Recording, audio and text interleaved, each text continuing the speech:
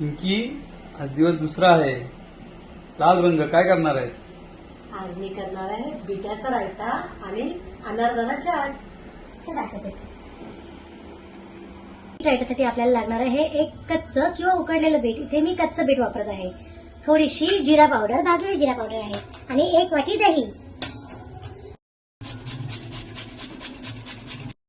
बघा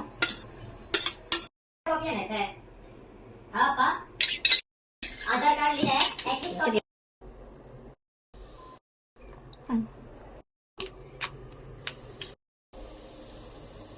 second recipe आहे आपली अनारदाना चाट. त्यासाठी मी इथे घेतले आहे डाळिंबाचे दाणे, 1 काकडी, 1 कांदा, जिरा पावडर, चाट मसाला, थोडेसे मीठ.